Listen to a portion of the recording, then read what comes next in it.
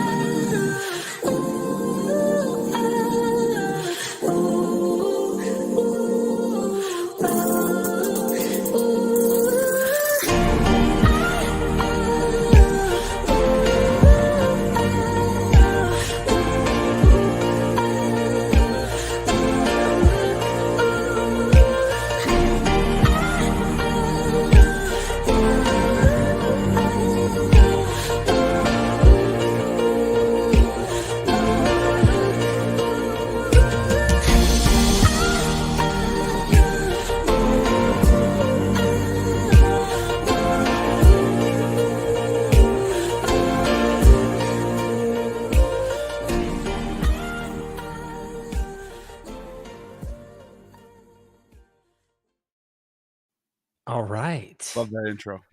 Yeah, we're waking up. We're awake, and I figure The purple pill. The purple pill. I know. Now I realize after I made that cartoon that there's a whole culture. There's culture war going on with different colored pills, and I'm like, listen, I've taken plenty of pills, different kinds. I promise you. So don't hold it against me, Dr. Ruck. We're bringing you on, specifically wanting to put you on a pedestal here because your work has been extremely influential, not only to Gnostic Informant here, my buddy that's on my side, but also Dr. Ammon. And you're a classicist. And there's something interesting about the way classicists who decide to tread across that treacherous line of New Testament stuff that you're actually told not to cross into, or at least it's often encouraged among classicists. Don't venture into that New Testament area. There's a lot of crazy stuff going on over there. And like, you really don't want to go over there. Well, we're hoping that we can get you before your apotheosis happens, before you are metamorphized, as we call it, that we can get you to kind of cross that boundary with us. How does that sound today? Sure. He's like, bring it. I will take it. Let's do this. Awesome. I figure I'd start off teasing people, letting them like wait for the Jesus stuff. And that is Neil discovered something interesting and he wanted to throw it at you. So did you want to bring the Pentheus stuff up, Neil? Yeah, I'll start off with my question, and then we can. There's a whole bunch of. I think there's a lot of questions in the chat already, but my question is about Pentheus, the death of Pentheus. Dr. Ruck, do you think it's possible that the death of Pentheus is being taken into consideration with the scene of the death of Jesus? As the antithesis to Dionysus, I would rather see Jesus as Dionysus. Yeah, because Pentheus does kind of seem like the Pharisee figure. Yeah. He's the authority. He's trying to keep the order, and Dionysus is coming in and like changing things up. Yeah. Now the reason why I brought that up, and we can move on after this, but it does seem a little like the scene of Pentheus being put up on a tree and then like cast down, and his mother's there, and his mother gets possessed by Dionysus, and now she's killing him with all the other women. I don't know. I just, for some reason, that scene felt like really powerful, and I don't know. It just seems like there's like something about this death that seemed kind of. No, you're right there. I mean, I think the most uncanny moment in Euripides' play is when Dionysus says to Pentheus, "You don't know who you are," and he says, "Yes, I do," and he gives his identification. And the thing is, Pentheus doesn't know what he's saying, and Dionysus does. You don't realize that you are me, and you are the suffering half of the joy that I bring, that we belong together. You're the darker half of ecstasy. Wow. And it's your task to be sacrificed. In the Christian story, the reason that Christ is sacrificed is that he takes upon himself the sufferings to liberate his followers from that. It makes me already want to get to the point, but I don't want to get to the point yet on purpose. We have a detour we have to take. We've told ourselves before the stream that we must keep people hanging just a little while longer, and we'll get to their Q&A at the end.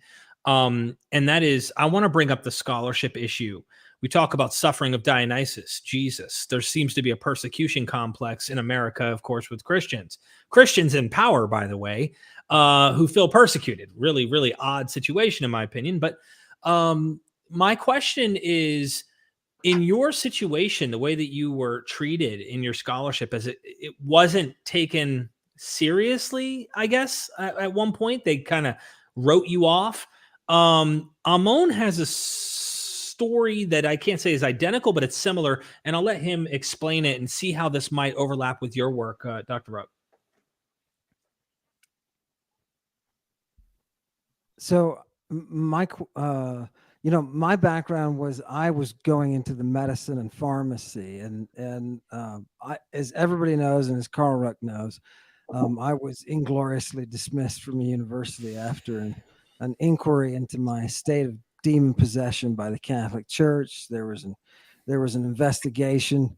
There were reports that I had flown through buildings and hovered over poor students who I then raped. Yeah, believe it or not, that's the kind of thing that happens when you bring out this type of material, right? I was just there for the drugs, and I met Carl Ruck after he endorsed the chemical muse. And I learned through my interaction with him that he really was ignored. He really was. People tended to take his research and say, well, that's just the whole mushroom thing, right? Okay, mushrooms. It wasn't taken as seriously as he should be. And now that we're sitting with a Bronze Age find of hair from Menorca that has hallucinogenic drugs in it, I think Dr. Carl Ruck should be reconsidered and vindicated. That's just my position. It's all there. Dr. Ruck knows that I do the drugs, that's my area. I do the pharmacology, and he knows it's there, and but it's not taken seriously. And I don't know if it still is, Dr. Ruck, or if you feel like you're becoming vindicated. By the way, real quick, there's an article about what happened with Dr. Ammon, and this was written by a lawyer. Her name is Alex Mori. She's the one who wrote this article about you, Ammon, about what happened to you at St. Mary's, how you were one of the most requested teachers in this university for students taking classes in ancient history, Greek and Latin, and you were teaching them this truth about ancient Greek stuff, and a lot of that stuff can be dark. Like there's phalluses in ancient Greece. That's part of the ancient Greek world. And they tried to. I don't know if that's dark. That's the problem. But please continue. I'm saying it's normal. What I'm saying is they saw it that way. Right. They see it as that's not Christian. Like we should be teaching them about the Gospels. We should teach them about Jesus. And you're teaching them the ancient classical Greek world. You're teaching them all this amazing Greek stuff, and they loved it. And they literally tried to take you down and fired you for that, and then wrote up like some weird theological charges about portals and demon possession. And so you even fired back and tried suing them, and you were successful. That's a whole nother story. But anyways, I just wanted to let people know there's an article out there. You got people can read it. I'll throw that in the comments. So I'm very proud. I'm very proud of, if I can just say, I'm sorry, and I'll be quiet. I'm very proud that the American Association of University Professors sent a team to investigate and found that I was unlawfully or inappropriately terminated. So Ammon loves this. Obviously, he loves his work. He loves the Greek world. And when I first was introduced to him, he died for that. So like he literally lives and is ready to die for that. Dr. Ruck, how has your work been accepted, or has it been demonized in academia? How do you feel like the situation is right now? Well, at present, I guess it's become accepted, and Ammon was a road marker along the way, people taking it seriously. But then more recently, Brian Muraresco, the immortality key, and his publicizing the fact that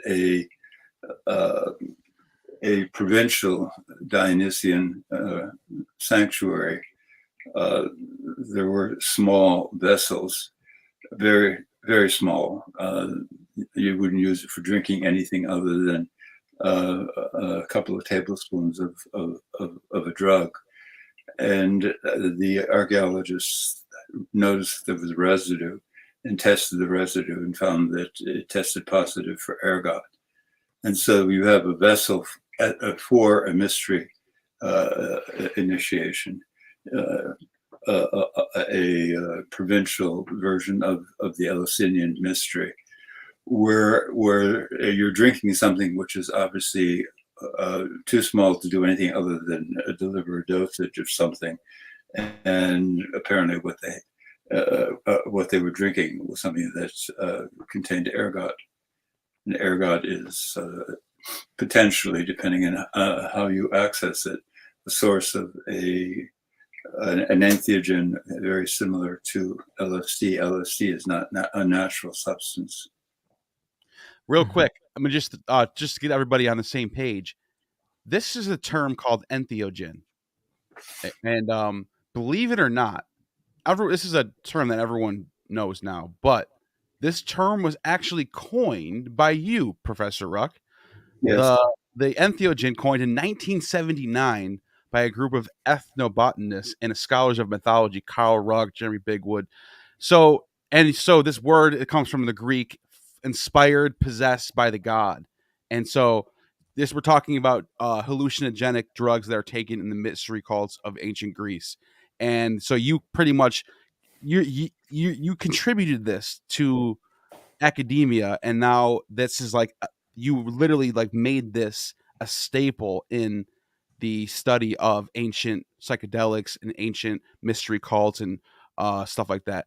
Can you how did that start off? Like, did you when you came up with all this terminology, was there pushback at first, and how did that play out? And now that the word has been accepted, it's obvious that I can't claim that I'm neglected. It didn't take much effort to come up with the term, but I was asked to.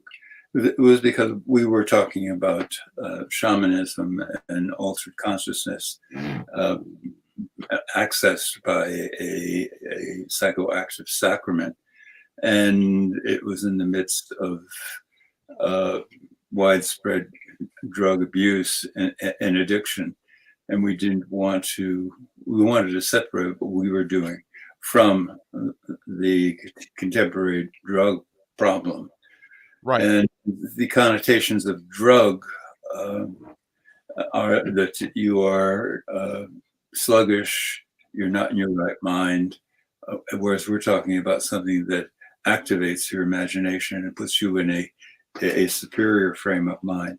And so I was asked after we published The Road to Eleusis to come up with the term, and I immediately recalled that entheos is the Greek adjective, which is used to describe people who are possessed by the god Dionysus. The god comes to have a shared identity, which is obvious if you eat a deity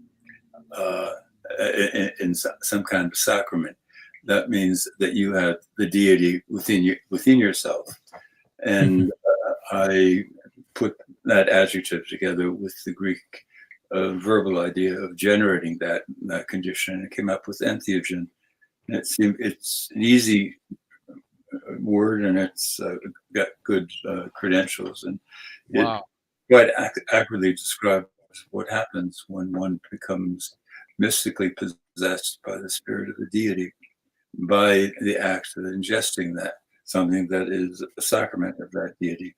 It could be purely symbolic, as it often has become, but the original term, entheos, meant that you had drunk the potion of the god Dionysus, and so he came to dwell within you. You come to share an identity with God.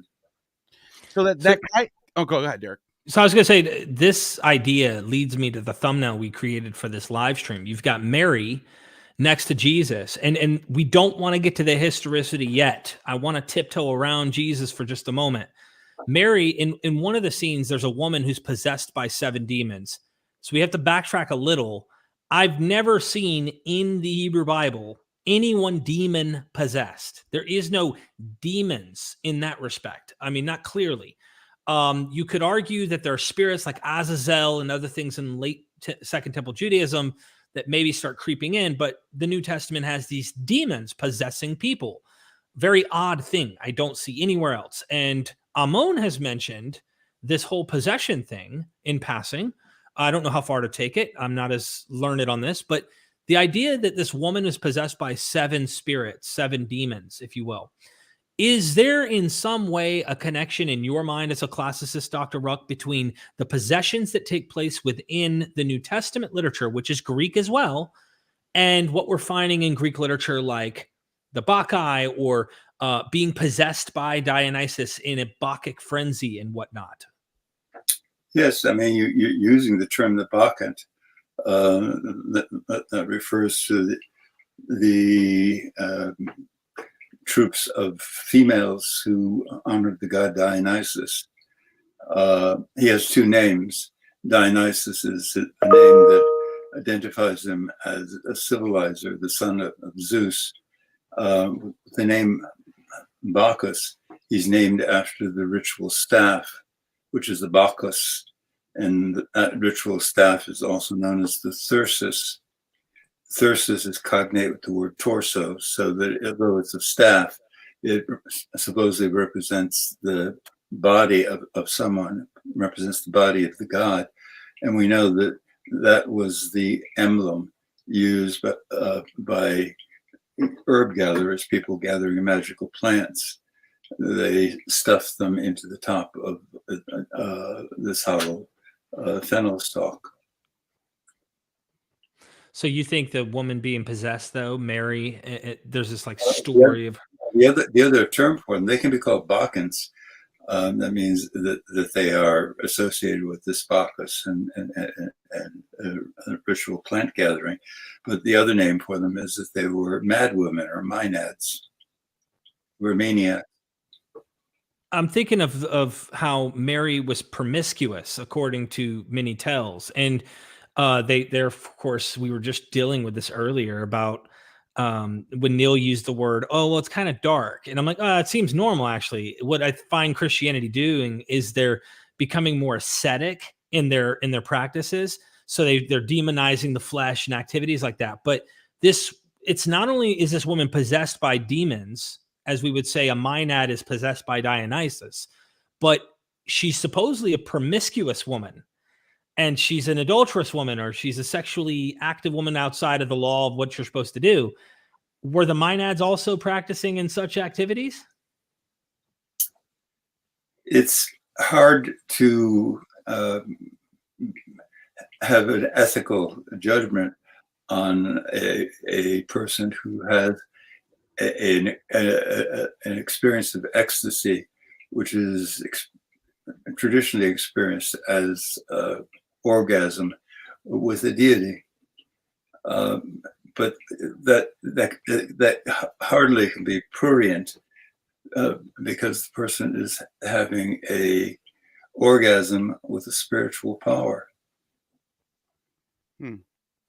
I mean, orgasm is used as a metaphor for this intense experience, and that's what a mystic experiences when it contacts the deity. It's often mythologized as having sex with the deity. And if you, and I know, like Clement of Alexandria even writes about how the orgia is central to the. You can hardly, judge it as prurient because the person is having sex with. If you're not a believer, religious thing, right? It doesn't exist. Interesting. And it sounds like the mystic Paul teachings. Ammon?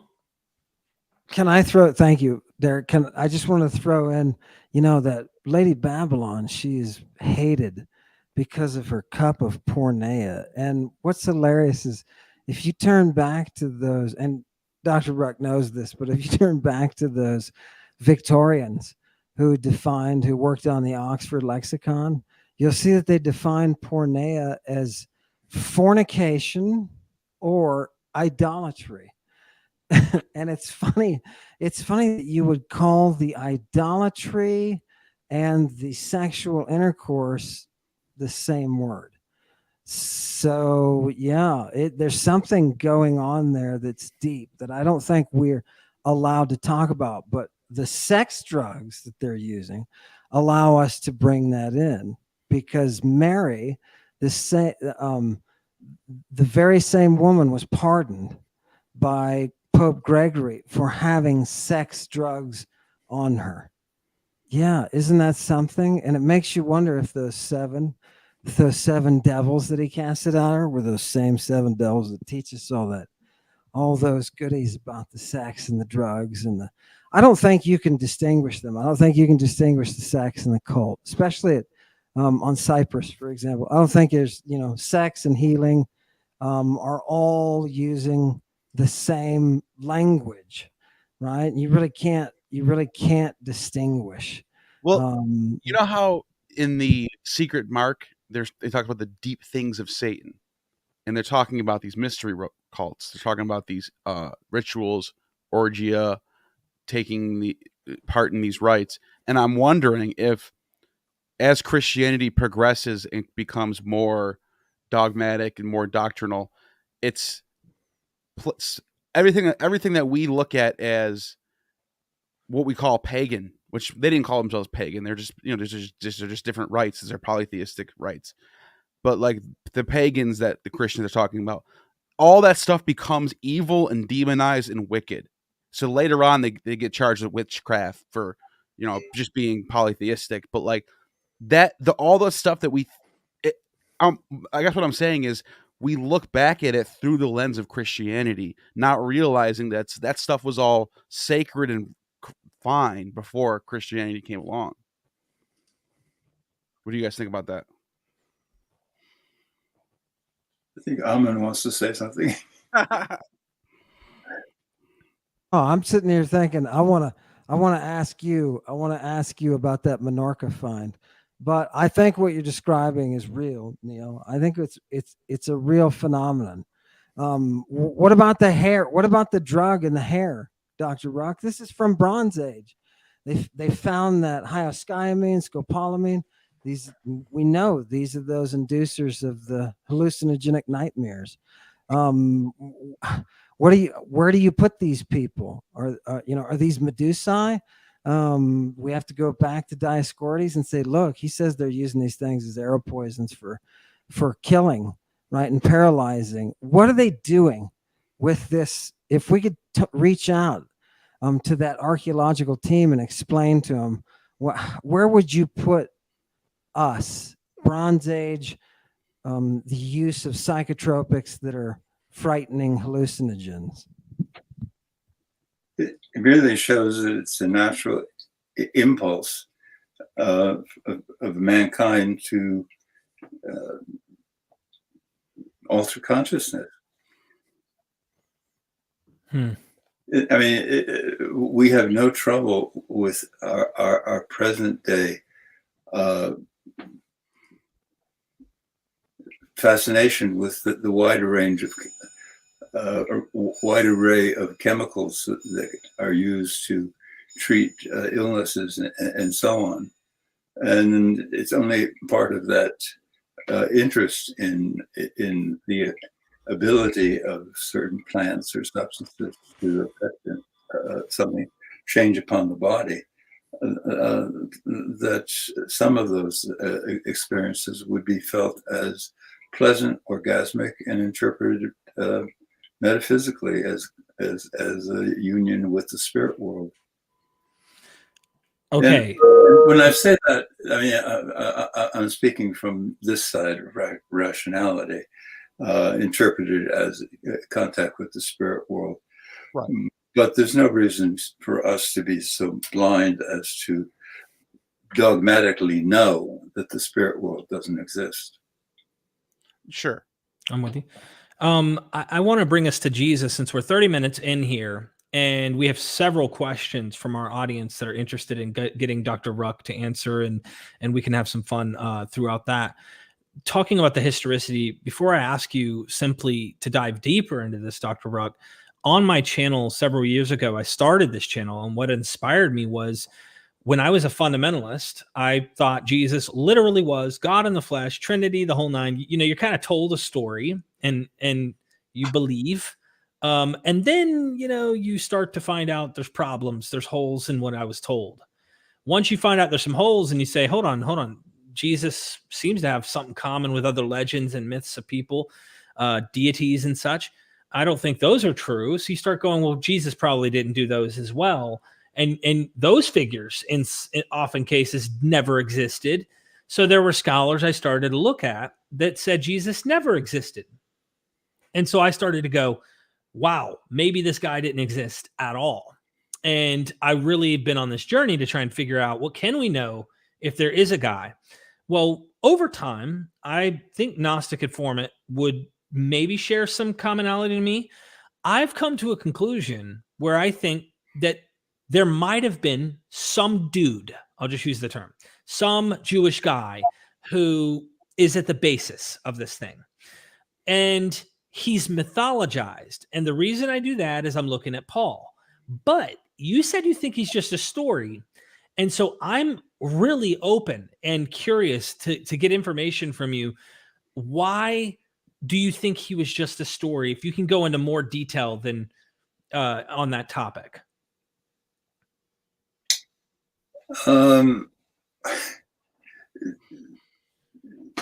As a historical event, the reported events are not what one would accept as ordinary factual events. There may have been something that, as it was told, became mythologized.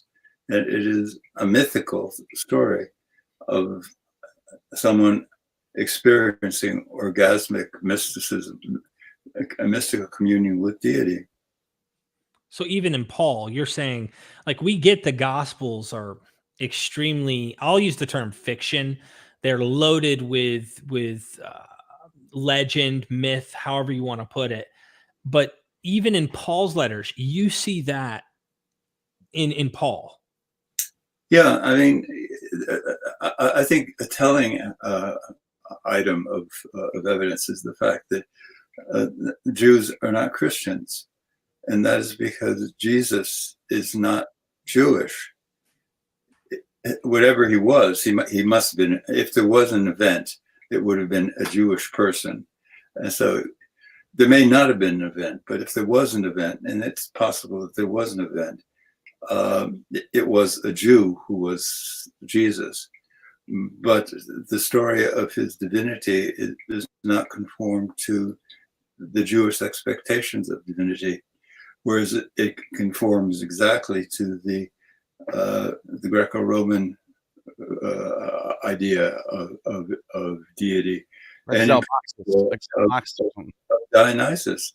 And the telling piece of evidence is the fact that our text of Euripides' Bacchae is mutilated at the end. But in the 12th century, I believe it was, someone lifted lines from ancient tragedies to tell a story, a worthwhile story rather than one of those pagan stories, the story of Jesus, and lifted a great number of those lines from Euripides' Bacchae. And the missing end of Euripides' Bacchae is restored by scholars by recognizing what lines from this story of Jesus were lifted to tell the story of Dionysus. Okay, so I got the suffering Christ, those patiens. So let me dig a little deeper on you here. I want to push back to get your thoughts. So, and correct me if I'm wrong. First, I want to make sure that we're on the same page. You're saying there could have been a historical Jewish guy named Jesus, an event where he got crucified, but the cult that followed him evolved and mythologized him in such a manner that they adopted kind of the Dionysian rites and such in their practice of Jesus. Are you saying that's probably the case? Or are you saying you probably lean toward there wasn't even a guy and they invented the story about a Jewish guy who was crucified, born in the seed of David and all that kind of stuff? Well, I think the Dead Sea Scrolls strongly suggest there was a guy who could have, a historical figure, who could have been the nucleus of the Jesus story. Okay, so you would look at the Dead Sea Scrolls analogy to something like Jesus. Trying to make sure we're on the same page. Because when you said you were a mythicist, the way that people online understand that, and maybe I would say most of the academic community that I'm aware of, they think that means there wasn't even a historical guy at all. You're not suggesting that much, or are you saying there was never a guy? It actually goes farther than that. There may have been no guy, but if there was a guy, the story was told in a manner that was believable to Sure. Let me ask. Let me ask you a question. and not Do you think the Jewish people. Do you think that it's possible that there is a tradition of Christianity that we lost that predates Paul and it goes back beyond before the time Jesus even existed? Basically, like a early Jesus, angelical, celestial deity. I mean, that the reason why I'm asking that's really what mythicism actually is. I mean, I don't know how much you want to even get into that, but like, so you might not even know what I'm even getting at. It might be like, what are you even talking about? This is a totally like way out in the fringes land of scholarship. Some people who watch this channel know exactly what I'm talking about, but I don't know if are you aware of this at all, or what do you think about that? Yes, I think there have been traditions throughout the ages of mysticism in Christianity, and in those traditions of mysticism, I think there has been a psychoactive sacrament. I mean, it is not an ordinary sort of thing for a deity to say, this bread is my body, eat it. Whereas everyone knows that the grain goddess involves the Eleusinian mystery with Demeter, Persephone, and Hades. And it is not an ordinary thing to say, and this cup of wine is my blood, drink it. And everyone knows that a cup of wine is really Dionysus. So you're saying if I was living in the 1st century in the Greek-speaking world of the Mediterranean, and somebody came to me and said, "Drink this. This is my blood," you would say, your spidey senses would go off, and you would know this is a Bacchic ritual. This is the Eleusinian mysteries of Demeter and Bacchus. You're putting together the two great mysteries of antiquity, the Dionysian mysteries and the Eleusinian mystery. Of course, this is a great religion.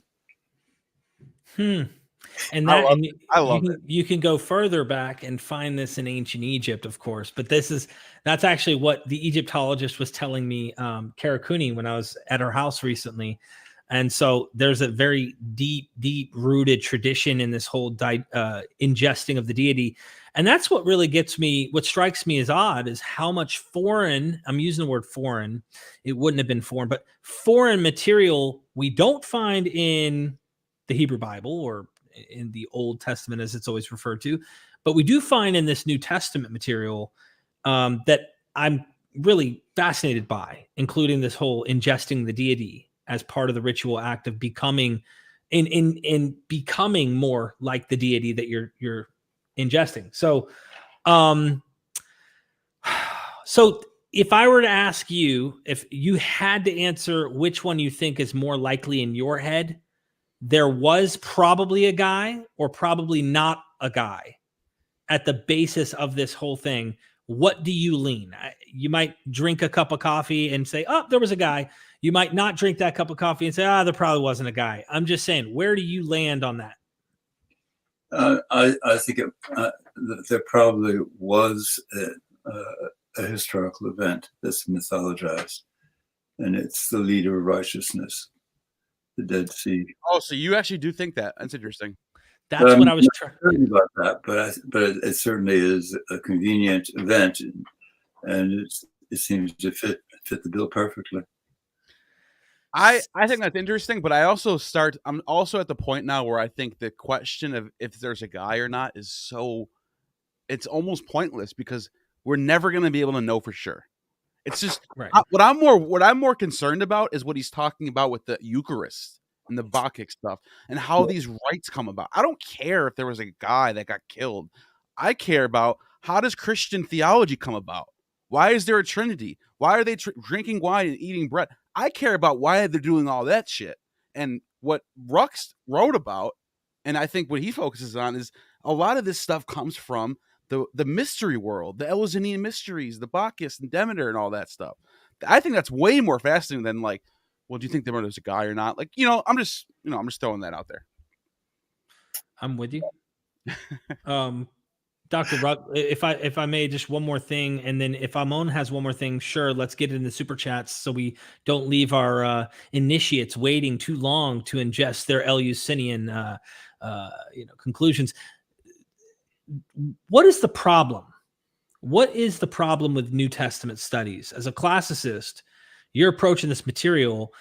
Do you think that they're so focused on kind of approaching this through either a Jewish lens, focused on through a church history lens? They're kind of, I'd say, tainted by orthodoxy, to the point where, like, Neil painted it really well just a minute ago, and I really thought about that, where he's saying in a Greek world, this would have been so obvious.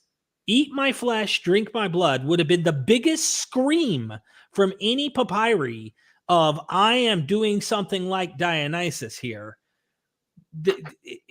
Why is that not like, there's very few scholars I know. Dennis MacDonald wrote an entire book, The Dionysian Gospel, emphasizing this point that this is Dionysian. And there's other scholars who I'd say that would echo that. What is the problem with New Testament scholarship, sir? Yeah, in order to find evidence that there may well have been a psychoactive sacrament in Christianity, you have to look at some of the great works of art of the medieval Renaissance period, where the artist is not an artist as we now can think of artists expressing himself or herself in creativity, but is a technician fulfilling an order, and that if you interpret these, some of them are very great works of art. As to what they're actually depicting, it would seem to imply that the patron wanted to display the fact that there was a psychoactive sacrament. Wow. Now, can I ask you this? Is there, I know you've written books about this. This isn't just, you're not just saying this now. You've been focusing on this for decades. This exact topic. In the Bible scholar seminary world, no one says this ever. Why is there such a divide between philologists and classicists like you who write all this really amazing stuff that I think makes a lot of sense? And is there a pushback? Is there no connection? There's no contact between the seminarians and the classicists? Like why is it such a different world when I talk to a classicist about these rites compared to the Bible scholars who are more just looking at like the text like this? I think if you are consorting with the correct level of Christian hierarchy, you find that there is great understanding for what we're saying. Brian Muraresco ends his book with the idea that he and I are off to have a conversation with the Pope. And we really feel that if we had such a conversation, it would be amicable and it would be understanding.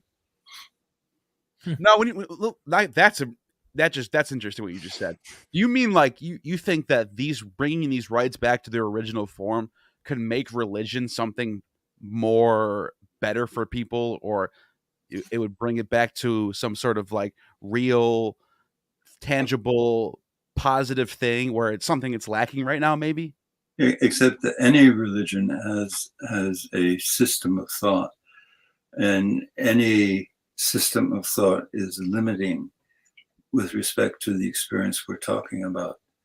And so I don't think that we can revitalize religion by reintroducing perhaps what has been a long forgotten tradition of psychoactive induced mystical communion. because it would come with the dogma of that particular religious system.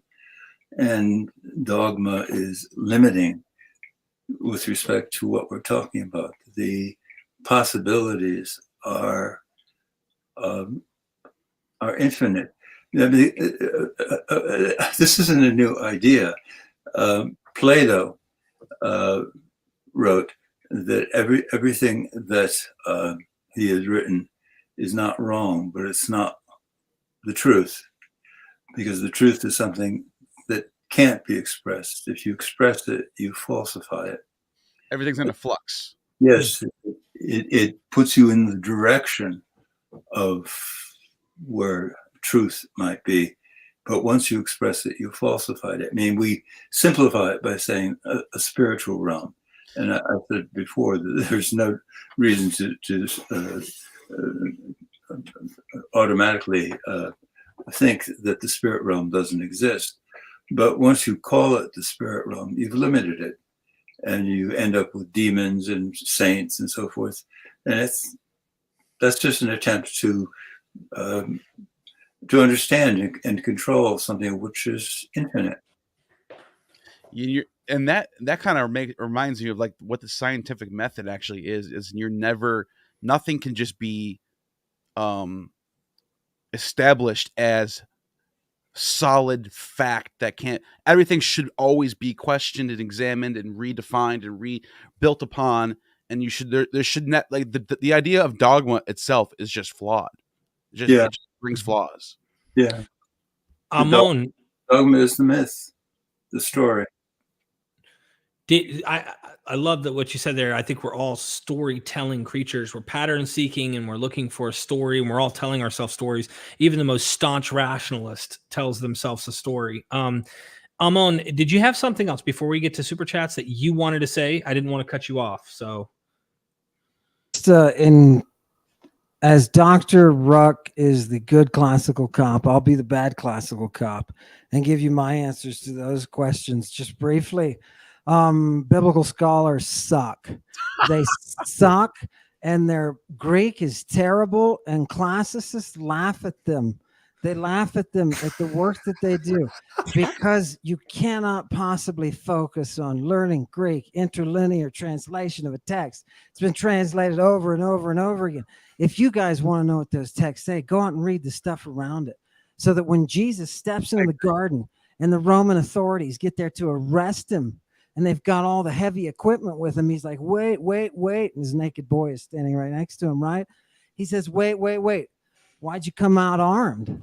You think I'm a laestes? And what is that Greek word laestes? It's translated as pirate. It's pirate. But if you look in Lycophron, you'll find out that this word pirate is used for those who pirate the children, traffickers. And we have this whole group of women mourning in Lycophron, mourning about the pirate that has come and taken their children from them to sell in the marketplace.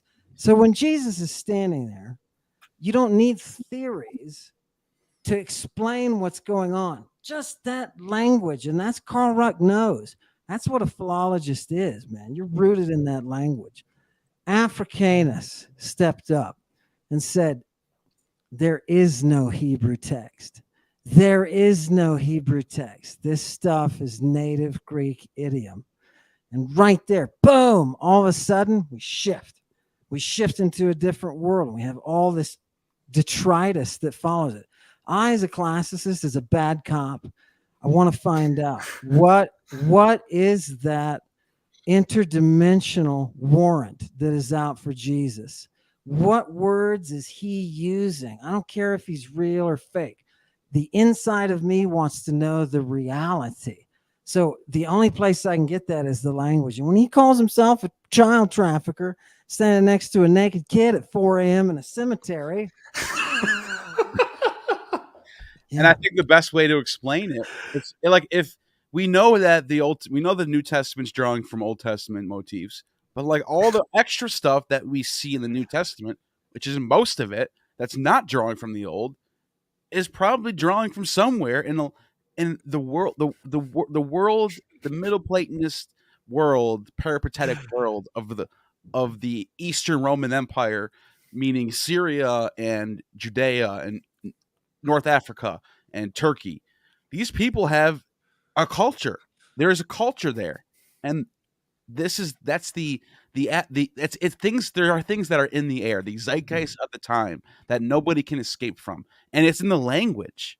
Like Ammon saying, you read the Greek, there's certain idioms being thrown around, and only a philologist can point that stuff out at sometimes. You know what I mean? I find this ironic that before we get to our first super chat, because I really do want to get on and let everybody watching be able to jump in. When I've asked recently with Christian apologists, and you know what their job is to do, keep the house from falling apart and catching on fire. And I ask them, like, the ascension of Jesus in Acts chapter 1, where did this come from? Like, where did they get these ideas from? Well, they'll go to the Jewish scriptures and they'll be like, oh, Elijah, or we'll find Enoch or something. And I'm going, no, Romulus. Like, Romulus actually floats up in a cloud. This is Greek. This is Roman. This is Greek.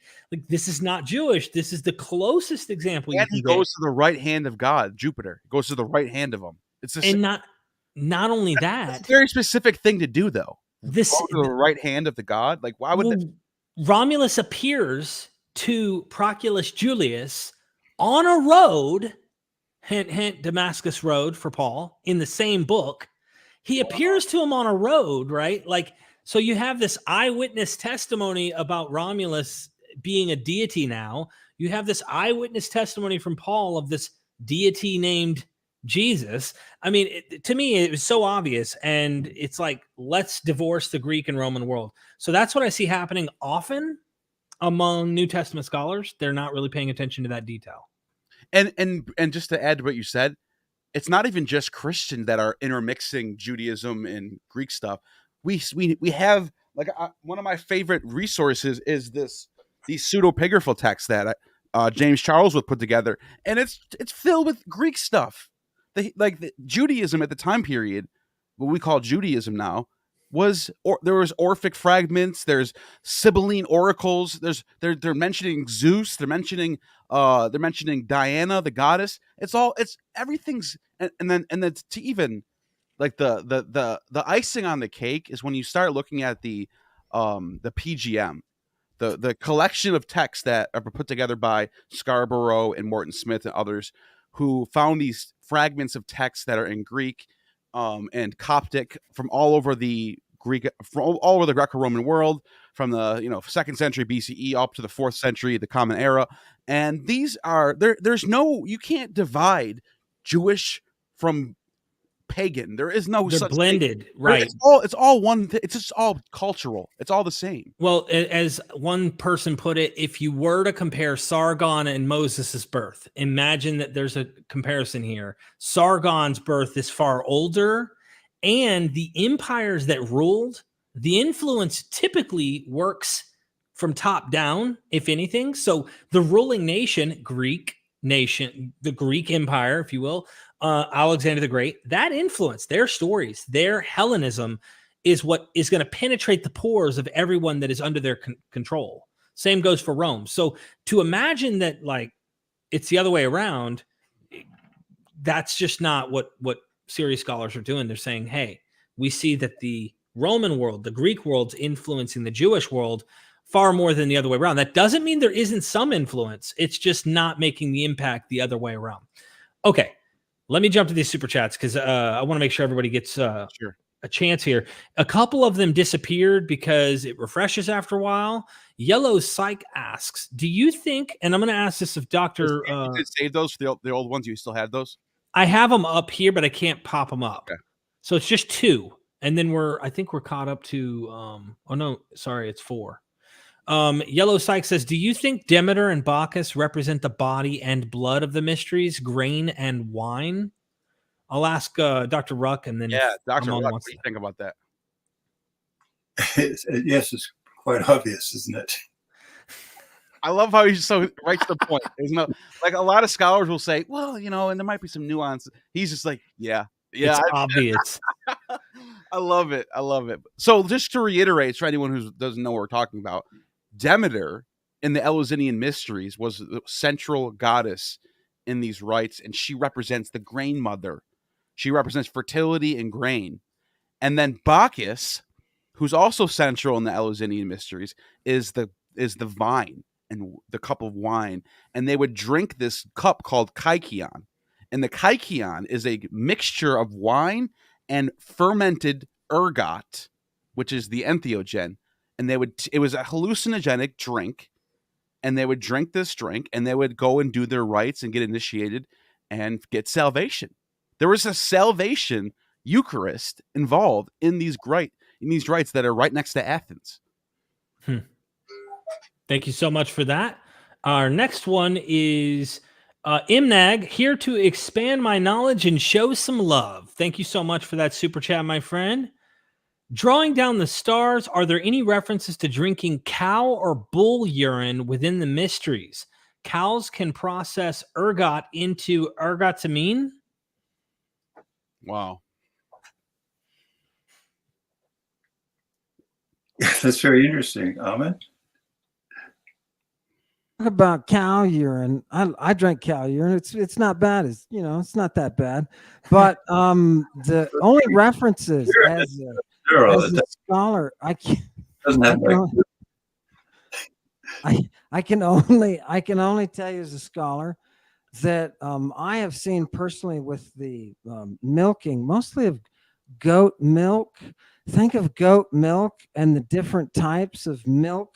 There's horse urine. Oh God, if you're Scythian and you want to enter that place where you're fumigating and drinking the urine of the horse immediately postpartum with that caul on its head. We've got antidotes for stuff like that, because that stuff can get you to that maniac area, right? With those drugs that induce the mania.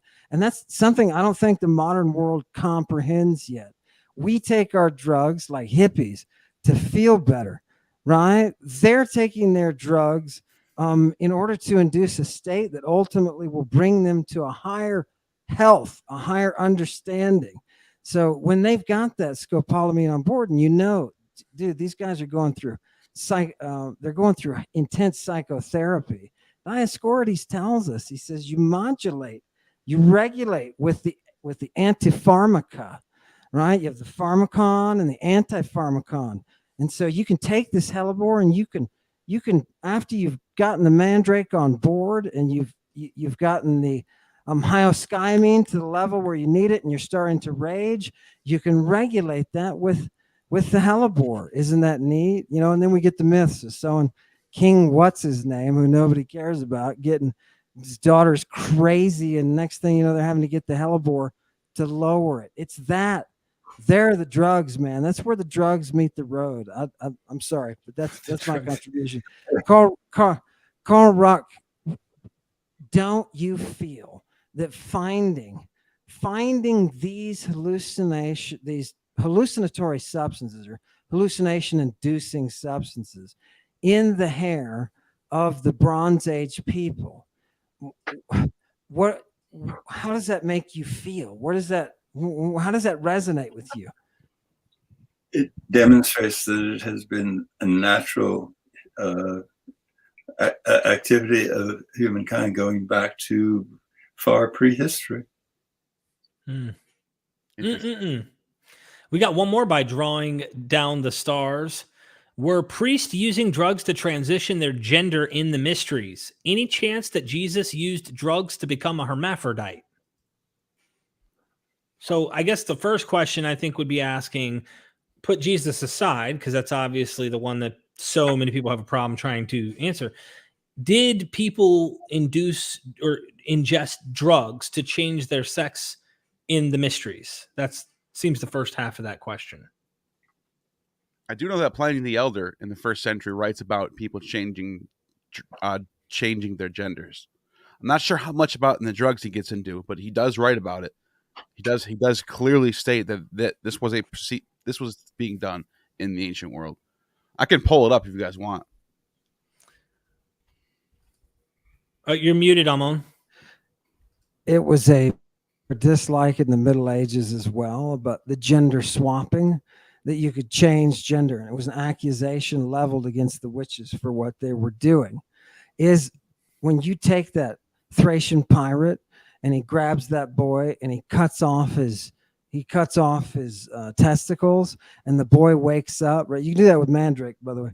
And the boy wakes up and he enters into that understanding of who he is now, of this eunuch. It's a process of converting, of changing that gender. I would say from the top of the rooftop, yes, it's there in antiquity. We have myths about changing gender. So yeah, it's there. To what extent are they performing it? When a Gali, Carl Ruck, when one of the Gali cuts off his, emasculates himself and then takes on the kid of the woman, are they going through that transition? Do we need to, we Balkans, we wear dresses, right? And Dionysus dresses as a woman. There's no doubt that the body underneath is masculine, but he dresses as a female when he wears clothing. Interesting. Yeah, book 7 of Pliny the Elder, where you can read about that, those transitions happening. And I just want to say thank you to Drawing Down the Stars. That was the last one that I didn't have available to pop up on the screen. So I apologize that it refreshed and didn't allow me to pop them up. I can pop up from here on out. But I think leaving that question with our modern contemporary struggles with people who are afraid of change, they act like this is something that's never happened before. Not the case. Right. Consider history. Why do humans have the natural tendency, as Dr. Ruck says, to put these chemicals in them? What are they trying to achieve? What are they trying to do? What are they trying to experience? I would say the same thing is said about the actions that Ammon might be expressing here. And that is, why are people doing this? What are they trying to achieve? What do they get from this? And look at modern times where people are doing this as well. They may do it under a different kind of context. It may not be through a psychedelic use of something, but humans are trying to do something. And I think that it's time that we try to get over that. Anyway, moving forward, Gaius Julius Windex says, do you think Jesus and Jason are connected? Dr. Ruck and Ammon? Say it again. I was fascinated by the 499. What was your question again? Jason, you think Jesus and Jason are connected? Years ago, I wrote an essay about the fact that, as is often the case, people change their names to fit in with the ethnic environment that they find themselves in. And Jews who had the name Jesus, which wasn't a name that was commonly used, changed their name to Jason. And Jason, in his mythology and in the etymology of his name, means that he is the man of the drug man. Yeah, Jason of Cyrene changed his name from Jeshua. This is in Josephus, where Josephus says his real name is Jesus, but he wanted to call himself Jason to be more, Hellenized or whatever. Yeah. The ancient dope dealer. Cop answer. I'll go ahead and give it. Both mean healer, basically. Yeah. I'm just teasing. I'll go ahead and give a bad cop classicist answer. It's a title. Iason is a title, right? That one that brings that drug or that poison. And not only is Jason the same as Jesus, because his father and his bride are going to be burned, right? They're going to be burned. Why does Medea do that? Why does she bring them both into a conflagration of flames and burning? Because Lady Babylon, or the ruler of Babylon, right, which we have Greek sources that tell us, oh, by the way, Medea also ruled Babylon. Excuse me, right? Because these mysteries are overlapping. It's not, people didn't make these up on the spot, right? They're part of traditions.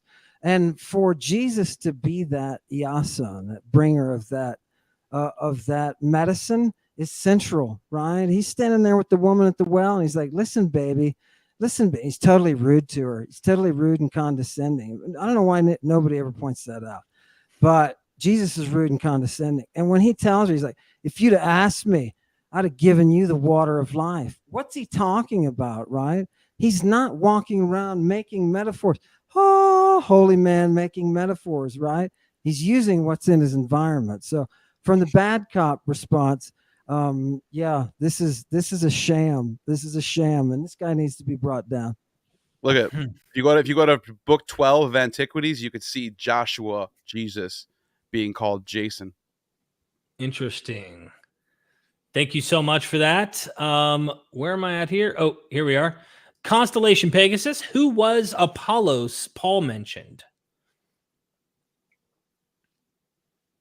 Do you have any particular difference? I don't understand the question. You remember where Paul talks about Apollos? I am of Paul. I'm of Apollos. I am of Christ. Sounds like an alternative cult, like leader or something. Ammon, you have an answer? Yeah, some dude, but I'll tell you this much. You know what's more interesting about Paul, that drug using SOB who got bitten by a viper and it didn't touch him, and everybody was like, that dude's gonna die. That dude's, all the locals were like, that dude's gonna die. Look, oh, he didn't die.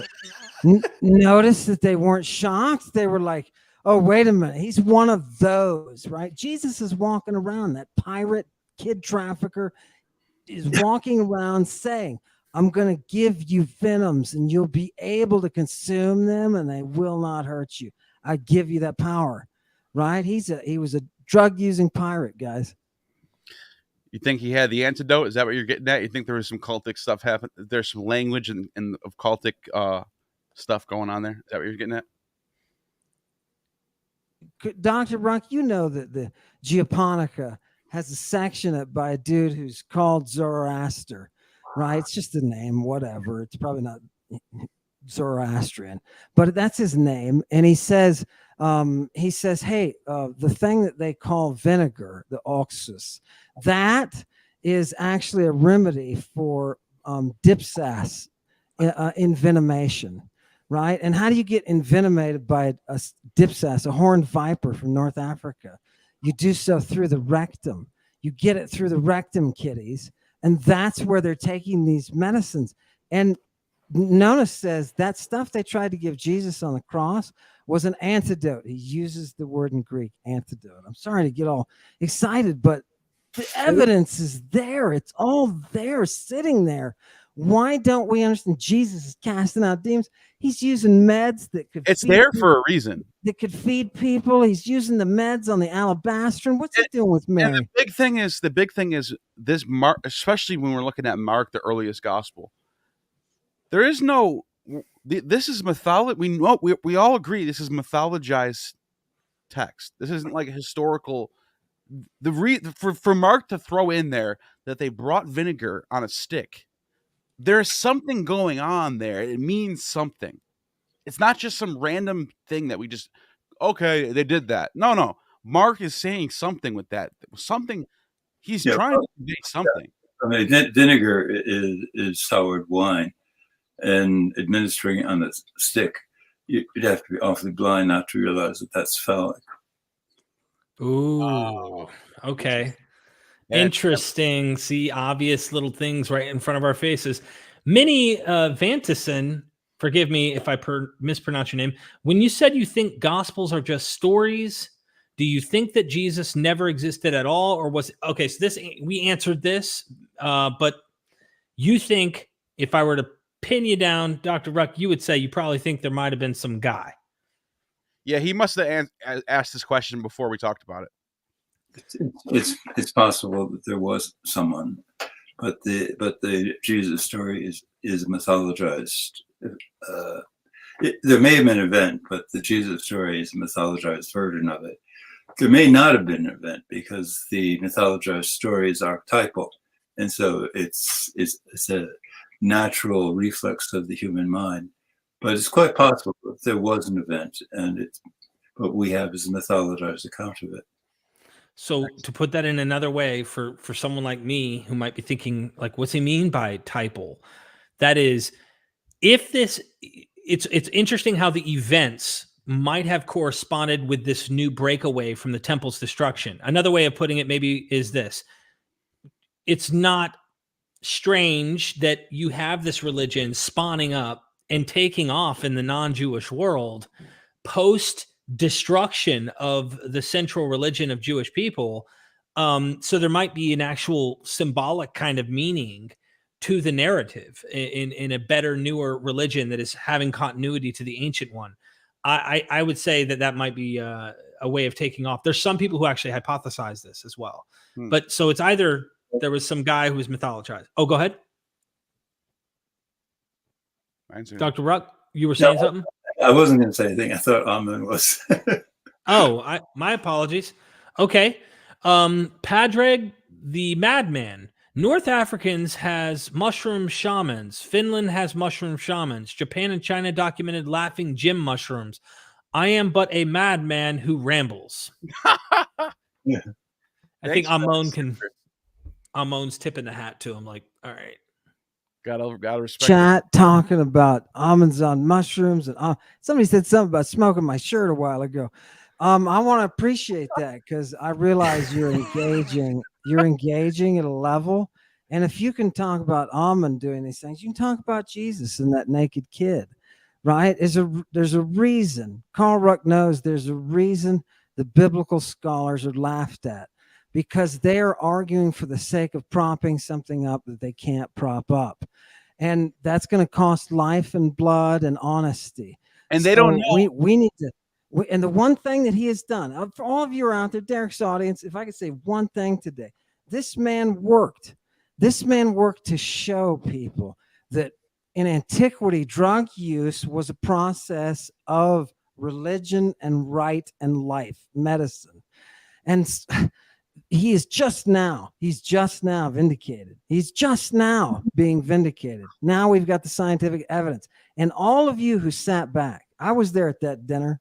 I was there at that dinner in Boston. I listened to you and I heard you mock. Shame on you. You did not know these sources like Carl Ruck did. Hold your heads down. You did not know these sources. Congratulations, Carl Ruck. You know, and they don't, and the seminary types, they might not know. They might hear you speak and go, what is he talking about? Smoking scorpions? What kind of purple dye? What? And when I first met Ammon, I thought, I didn't know what he was. I didn't know if he was legit or not. And I would challenge him, like, what do you mean smoking scorpions? Show me this text. Within seconds, he'd drop a link and it'd be a Perseus Tufts source. There'd be sure enough, there's smoking scorpions. I'm like, holy shit, he's right. This is real. So just like, there's a lot of sources out there, and a lot of that stuff really can add context to the ancient world that you might not know about. Thank you so much. Oh, Interested in the scorpions. Looking for luminous. All right. Constellation Pegasus, was Ammon considered a conservative? How can normal people bring up demon possession? This is way out of the normal state of mind. So I think the way you define that, I think, would be quite different, Ammon. Correct me if I'm wrong. When you talk about demon possession, you're not thinking the way that Christians today have exorcists running around as if there's just some like metaphysical boogeyman and his little minions running around. You're saying through the ingestion of substances or whatever it might be, the mental state of someone, right? I'm just interested why the person went right to political conservative. I don't know where that came from. Yeah. I don't think, ignore that part because that has nothing to do with what the other part has. How can normal people bring up demon possession? Carl Ruck coined the term entheogen, right? Because that is that possessed state. It's the ecstasy. These people's cults in life were built around ecstatic processions. So how can we talk about demon possession? How can you not talk about demon possession? Shame on you. If it were for people like you, we would never get those 7 cast out of Mary, and then gangster Jesus wouldn't be able to reach down in the dirt and write the sign of the gang there that everybody stood back and went, whoa, okay, Pimp Master G. right? Okay, we got it. We got it. It's bad cop. I know it's bad cop, but people, Yep. please understand me. I've been to some of the worst places. I've been to the purple anus, and I've seen the purple anus and what it does. I have seen a priestess slide from Antiquity. Dr. Ruck knows the Satyricon as well as anybody. I've seen a priestess slide a leather dildo into a man's bottom.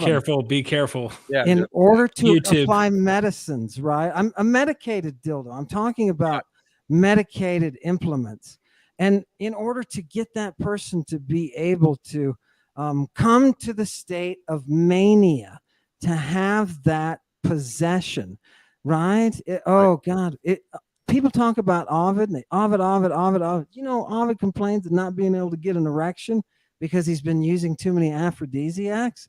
Think about that, people. I can go down to the Roman marketplace. I can buy something that will give me an erection for 6 hours, right? Okay. Right? This is the world they're living in. Right, This is not Oh, the no. Bible fairy tale world that you think it is.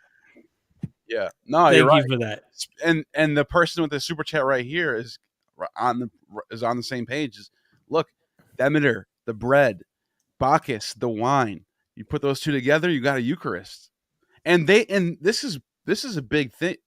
And Stephanie, great super chat, because that is literally what would the God, you ingesting the God, the idea of you ingesting a God, that is not new to Christianity. That is something that the Eleusinian mysteries already had in place. Ingesting the God.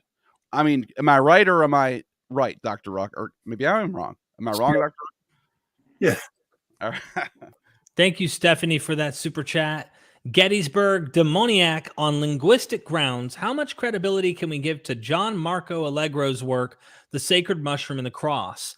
Was Jesus originally a mushroom? Dr. Ruck? Probably yes. Allegro probably focused his attention on mushrooms because of the work of R. Gordon Wasson. I've looked into where he could have gotten the fantastic idea.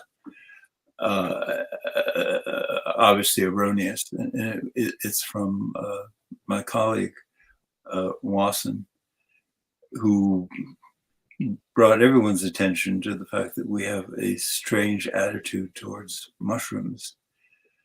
And once we go into the complexity of that subject, we realize that there's every reason why we should have a fascination with mushrooms, because they are a special category, neither animal nor plant. And they have a strange manner of growth, and amongst them are some exemplars which alter consciousness profoundly. So let me get this straight. Are you saying that he may be on the right track, but you're not sure? You're not convinced of his particular hypothesis? Or are you saying... I think that his book was sensational, but I think that what he's saying is true, that the Jesus story is the mythology. It belongs to the mythology of the mushroom. So the mushroom, you're saying, may have been the Eucharist. Jesus was a mushroom. Yeah, well, so was Dionysus. And Dionysus is two forms of mushroom: the wild version of wild plants, amongst them the wildest being the mushroom, which is ritualized in the Maenadic Bacchic ceremony.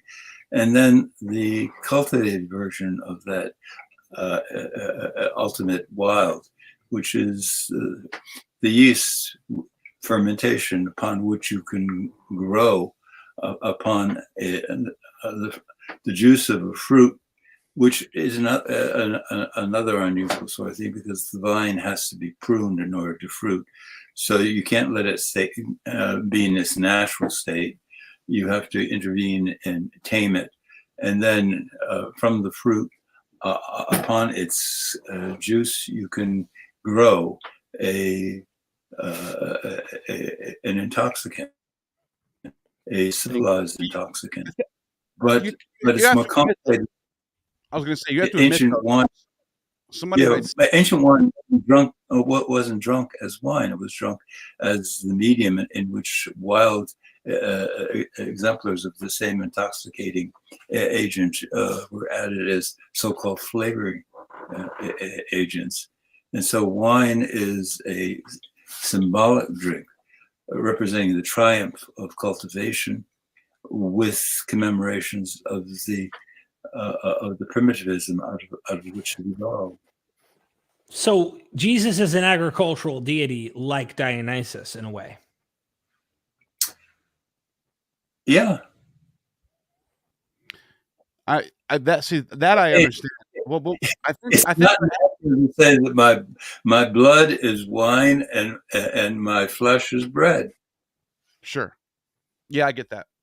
Now, the thing about people, you lose people right away when you just go to Jesus being a mushroom. I think because there's a difference between what is actually being said in the text versus what the actual rites and rituals are of Christians in like second, third century. That we're talking centuries spanning, different ideas, different people, different locations.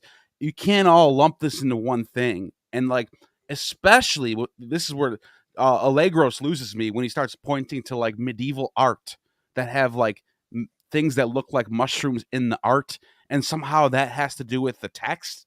Like, we're talking about 10 different centuries of time, and these are different people with different agendas happening. So but like you brought it back to reality when you said Jesus, in this fact that his blood and his body are being eaten in the text, that is agricultural, like Dionysus. Stemming from that, you get all these ideas like this mushroom idea. So that Neil, it's like the story on the road to Emmaus. Okay, this is from what I understood. I never knew this until some scholar told me. I can't remember who it was. Jesus is walking with them and they don't recognize him. Finally, they get to their destination after talking with him all day long. He's right there, but they don't know he's there. He breaks the bread with them in the house that night, breaking the bread, pretty much performing the sacrament. Next thing you know, through that performance, they recognize him. And so what a lot of scholars point out is that is an actual story that Christ will always be with you as long as you're practicing the ingestion of the sacrament. So it's a symbol, it's a narrative symbol about keeping the Christ, the deity in you and among you through that ritual act. And I guess what I'm trying to wrap my head around, because it's pretty complex, as you pointed it to Dionysus, you're not saying Jesus is a mushroom, like just simple equivocate the same. You're saying through the ritual act of eating the sacrament, and it may have been a mushroom or some type of substance that they were ingesting, they were participating in that deity, in that particular cultic practice, and it may have been a mushroom. Is that what I'm hearing you say? That Jesus symbolically represents the drug that they're ingesting through the eat my flesh, drink my blood? It's like saying, here's a mushroom and here's some wine, all right? And Jesus is saying, eat me. You're not, it's more of a ritual act and the experience, the mystical experience, rather than just saying Jesus is that mushroom. Am I right or wrong? I'm curious to know. Yes. Okay. Jesus shares an identity with botanical exemplars. That's some complex, because I can see why this would turn someone off. Oh, you think he's just a mushroom? Oh, how stupid. But when you explain it in depth, like you were doing there and showing the agricultural, that makes a lot of sense if you're comparing this to like the Bacchic tradition and whatnot. I mean, we are very prejudicial in thinking that plants don't have consciousness. How do we know? I have no idea. Interesting. The Olive Tree Priest, thank you for that super sticker, my friend. I really appreciate that. Constellation Pegasus is back. So evidently some serious drugs were basic part of worshiping certain gods back then. What's a cult back then, since there were so many gods all over? What's a cult? A cult is the way that you cultivate your relationship with the deity. So it involves a whole system of rituals. We're back to agriculturalism, the agricultural deities. That's what Thank that you. Yeah, it's not like maybe how we see it today. I mean, we would obviously have different definitions to say cult in a pejorative way, and then there's a cult that just might be a group of followers who kind of like a religion, or it might not be religion, it might be political or whatever it might be. So, And there's no reason to think that deity or God, deity is better because it doesn't so strongly imply a male deity. But there's no reason to think that that is an adequate description of whatever the other version of reality might be. I think that to personify it as a deity is a limitation. Maybe we should think of spiritualism or consciousness. interesting. Ammon? How about Carl Ruck? How about the cults? Were they the Baptists? The Baptists. Why do they have a penis-shaped cup that they carry around? You know the reason why. Hold on, who's doing this? Who's this? Ammon, there's a delay in when you mute and unmute, it takes like 2 seconds for it. So Sorry. no, you're So, fine. There's Juvenal tells us that the Baptists are known for walking around with the Vitruvian or the glass penises, right? There's a whole thing about baptism. There's a deeper level of baptism that you might not be familiar with.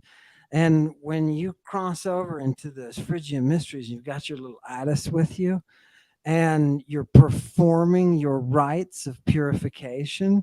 Is there sex involved? Yeah. Is it pederasty? Yes. Is it remember the tutors? What are all the tutors called? Oh, they're the centaurs with the horse-sized penises. And what do? That word for centaur is the word for pederast, right? Pederasty. So there's an implied education there. You want cult? Go back to Circe and watch her turn men into pigs with drugs, pigs that you can teach the way of Sodom. You know what I mean? So those are the drugs. And the only reason I'm saying this, guys, is those are the drugs that are in Dioscordes. He talks about using these things, right? Galen talks about the semen of the boy who is prepubertal. When you're collecting that as a medical application, right? What is it? Well, first of all, it's serous. It's not as cloudy, right, as a postpubertal boy's serum ejaculate. So yeah, well, you got to realize, oh my God, these people are deep into this stuff, and there's a lot of funny business. Don't throw away all the classics. When I had the head of my department tell me you need to remove that chapter on recreational drugs in your dissertation because the Romans just wouldn't do such a thing. Right. That is what Bad Cop says. And Carl Ruck knows this. Good Cop knows this. He knows that wall is out there, and he knows he's come up against it, you know, and you've broken through. Ultimately, you've broken through, Dr. Ruck. Yeah. Gettysburg Demoniac says, were psychedelic drugs used in the Last Supper Eucharist in the early church? That's actually what Dr. Ruck thinks. And in the I could say the book that Immortality Key would be the place to go if you're trying to get into the Christian Eucharist having psychedelic. And Hippolytus, when he talks with the Valentinians, he says that they have this different Eucharist that involves a lot more, and it even gets into like semen and stuff, dude. It's in there. I'm just saying this is what the heresiologists are saying. Ammon, you know what I'm saying? You know, you've seen this text before. It's in Hippolytus. It's in the Bible, man. It's in the Bible. And by the way, Litwa was written about this. Litwa knows about this too. So basically what I'm getting at, so anyone that doesn't like what, Hippolytus is one of the church fathers who accuses other Christians, Valentinians he's talking about, of doing a strange Eucharist that involves a lot more than just bread and wine. So I just want to throw that out there. It's in, just read Hippolytus, Refutation of All Heresies. It's in there. Derek's like, what is going on my channel right now? I'm just, no, I know the ancients did some wild stuff. I'm just trying to make sure I get through all these super chats because there's so many people who've asked questions, and then I definitely want to, make sure everybody gets the plug for you guys and go check out your links. Gettysburg Demonic says, if psychedelics were used in the origin of Christianity, what psychedelic was most likely used? So this is an interesting one. Dr. Ruck, you think there's something going on. What substance do you think they're using? Well, I mean, it's openly acknowledged that it was wine. But it's very hard to be unaware of the fact that wine is an intoxicant. But I think that amongst the various substances that we use, the mushroom had great antiquity and was probably prominent. Do you think the ergot on the wheat is that? Do you think Christians are dealing with that, or is that just Eleusinian stuff? It's quite possible that ergot became popularized. Yeah. Thank you so much. That's a fungus that grows on wheat. For anyone who doesn't know. But I think it was an intoxicating mushroom that was. Gotcha. Used. And we know that Jesus was in the company of a very popular and expensive drug. And that was that combo that Mary Magdalene had that everybody got so mad about. And the Pope Gregory later said it's okay that she had this sex drug. I would say the only drugs we know for sure that Jesus was around were the sex drugs. And, him screaming from the cross, oh God, I'm thirsty. I'm so thirsty. He's like, help me. I'm thirsty. And then they poke him with a spear because he's dead prematurely. Dr. Ruck, why? Jesus didn't die from crucifixion. You know that. He's dead early, and they don't have to break his legs, and they just poke him, and out comes a whole bunch of water, right? What is this sex maniac doing? That on the cross, he's suffering from these extreme side effects of the drugs that we know in our text. They're saying, well, you know what? There's antidotes for these, and there's antipharmaca for these that you can use to balance it. Couldn't it be the case? Look, guys, we're talking about mythology, so we don't. How are we gonna? It's not like we don't know. We can't psychoanalyze like this. Who knows what? I mean, I don't. Who knows? It's just speculation at that point. It's the evidence, though, Neil. We gotta have the evidence. The only evidence we have is directly for that drug that Mary's working with, right? And that's it. Remember, Jesus is given drugs by the Magi. They're all like, here, frankincense and myrrh. Guess what? Those are not what you think they are. Those are bases. Frankincense and myrrh are bases for making the good stuff. Yeah. So yeah, awesome. Thank you so much. Sammy Sweetheart says Bacchus died and rose. Dr. Ruck? He dies every time the vine is harvested. And he rises every time the blood of the grape is transformed into the spiritual drink of ethanol mixture. If you just read the Bacchae, that Euripides, you won't catch the resurrection. There's two different traditions. One of them is about Zagreus. Zagreus gets ripped apart by the Maenads. He goes down in the underworld. He comes back up as Bacchus. That's the start of the Euripides play when he comes back. Nonus, later on, puts those two stories together in what's called the Dionysica. The Dionysica has the whole story from the birth of Zagreus to him getting ripped apart by the Maenads, to him going down into Hades, to him rising back up and then being born a second birth under Semele, his earthborn woman, his earthly mother, And then that's when he has a second birth. So he does die and rise. Absolutely. So I want to, this is going to sound odd, but I do want to get your thoughts on this whole dying and rising of Bacchus. In Hebrews, there's this passage when I was an evangelical where I used to debate with the Christians that you can't lose your salvation. And then they'd find these places where like, yes, you can. And this came to mind when you just said what you said, Dr. Ruck. That was, all right, it is impossible for those who have once been enlightened, who have tasted, listen to this, tasted the heavenly gift, who have shared in the Holy Spirit, Hebrews chapter 6, verse 4, who have tasted, verse 5, the goodness of the word of God and the powers of the coming age, and who have fallen away to be brought back to repentance. To their loss, this is what's interesting, they are crucifying the Son of God all over again and subjecting him to public disgrace. So if Bacchus or if Dionysus dies every time the grape or the vine is withered and rises, you know, at spring or whatever you want to say, is there in some way reading of this Hebrews that they're crucifying Jesus again? And I don't know. I'm wondering if there's something to this here in Hebrews chapter 6 about tasting and then, you know, crucifying him again. It's like, dude, he died once already. What do you mean he needs to be? How are you crucifying this guy again? He's already died. I don't understand. Yeah. Any thoughts? I'm just throwing curveballs at myself because, you know, I read this early material and I think maybe there was a guy and he's mythologized, but this is weird to think about it. It's kind of weird language. For sure. I mean, Pentheus is Dionysus. Yeah, he's the reflection of him. Yes. Yeah.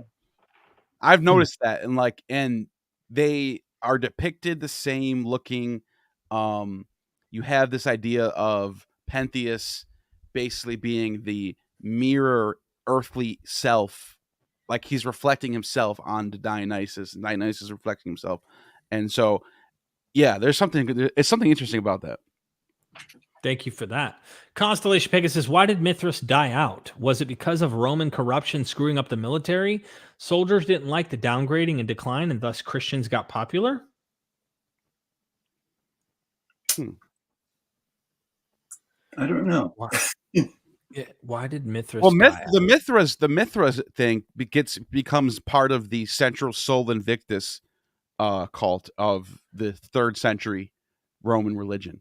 Yeah. So it's not that it died out; it's that Christianity replaces it. The Mithras is part of the Mithras liturgy. You could see it in Latin all over the Roman Empire, all over the place, and that's part of that Sol Invictus. That's part of the new Roman religion post Aurelian.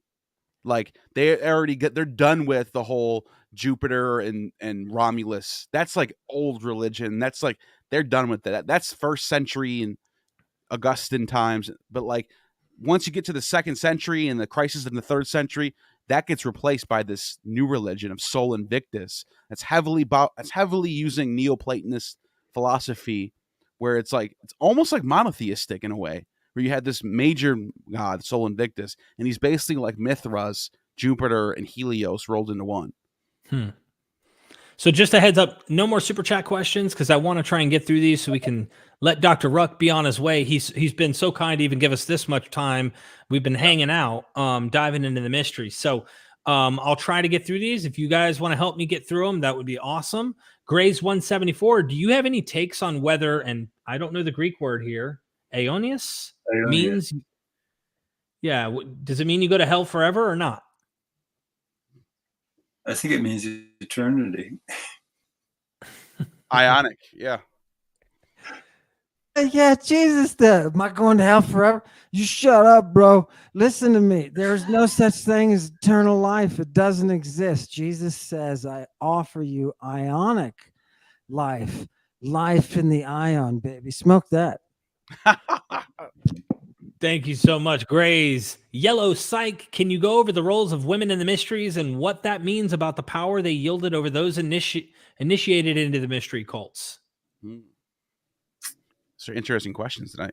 Yeah, the role of the female is very important, and there's a reason why Dionysus dresses as a woman and is in secret ceremonies celebrated by the Bacchants, the mad women, in rituals of plant gathering. And the only males that are ever shown in depictions of the Maenadic ceremony are extremely phallic creatures, but they don't belong to our realm of reality. They're fantasies. They're ithyphallic goatmen or ithyphallic horsemen, but they're not creatures that you find in ordinary reality. So the wild, irrepressible phallus belongs to the spiritual realm, the wild realm. Thank you. Interesting. Gettysburg demoniac, is there just as much psychedelic use in the Hebrew Bible? I think Exodus 16, manna, tree of good and evil, burning bush, shrine incense. Yes, I think all religions have the tradition of the psychoactive sacrament. All religions. I mean, at least in antiquity, at least, right? I think it's the origin of religious experience, the sudden awareness that there is a whole nother way that you can construe what you thought was reality. That was the point of initiating an Eleusinian was to no longer fear death. Yeah. That was part of the deal, and that's what a lot of these ancient Roman writers would say when people would get initiated into Eleusis. They would be saved from death. Yeah. And then you even have the story of the guy from India traveling all the way to meet Augustus, and he asks Augustus to let's get initiated in Athens. And he's like, all right, I'll take you over there. It's out of season. Let's go. And they get initiated. And Nicholas of Damascus says he was so fulfilled that he killed himself. He jumped into a fire and died. There must have been something really powerful. There must have been something really powerful in those drugs that he wanted to kill himself after. Well, I'm not afraid. Honey, shoot me. It's a little bit too far, but it's the ancient world, man. This is what we're doing. I guess if you do face the reality that we're all going to die anyway at some point, maybe some people just decide to go for it, whatever, and they do it in some way they think is heroic or whatnot. I don't know. It's an interesting thing to ponder. Oh, sorry. It's more complicated than that because you're quite convinced that you're alive, but how do you know that? Right, you don't. Can't know anything. Imnag says, I agree with Dr. Ammon. Given the fact that the New Testament was written in Greek, they would incorporate Greek and Roman beliefs. It's well known that boy loving was very common in the ancient Greek world. Am I correct in thinking this? That's a big super chat too. So yeah, shout out to Imnag. Try to keep it PG-17, Ammon, when you answer this one, please. Yeah. Remember that we have to be very objective. We have to be scientific, right? I'm a molecular biologist by training. So all of the evidence that we have is what we're going to be able to use to reconstruct the picture only from the evidence. Don't give me any ideas. Don't give me, because the Greeks understood what pederasty is. Jesus must have been a pederast. No, not necessarily, because Clement says that Jesus was in a relationship with a boy, and that this involved something to do with teaching him the mysteries in the cemetery. And you say, wait a minute, this is pseudo Clement, right? I don't care if it's pseudo or not. We have an ancient text that says Jesus was flesh on flesh, baby. Then we've got the context to build it up and to say, well, the Greeks are doing nothing different, right? They're doing nothing different. I stood in a synagogue from the 2nd century synagogue, Greek, all over the place. There wasn't a lick of Hebrew anywhere to be seen. And they had ionic life. There was an ion, right? An ion mosaic, right? So we're not getting the context. And that's why to us, we have to sit here and say, oh, maybe it was that there was something going on, right? If you'd have known the flavor, if you'd have tasted that country, if you'd have been there, right? It wouldn't be a problem. But for us, it's a problem. It's the same thing with the sex. You just asked about the women. Somebody just asked about the women and their role. The earliest role on the drug side is back with the gynecology and obstetrics. These drugs are coming from that tradition. They're coming when the people get cast out of the Garden of Eden, the punishment is painful childbirth, right? Like it wasn't before.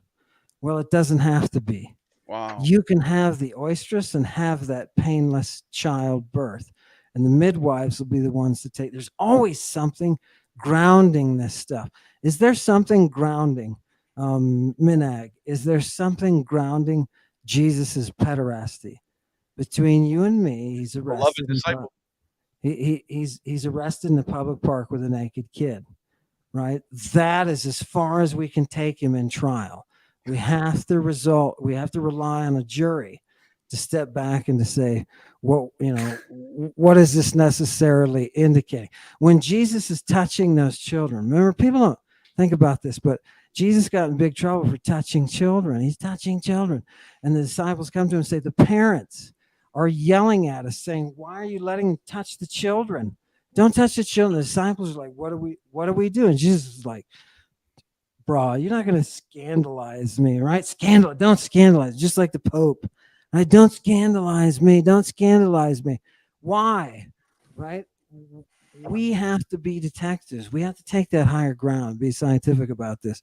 I think there's a lot of evidence, Minag, for Jesus being involved with prostitution, with child trafficking, with accounting of this, the business side. He's hanging around all the accountants. Right? What, Dr. Ruck?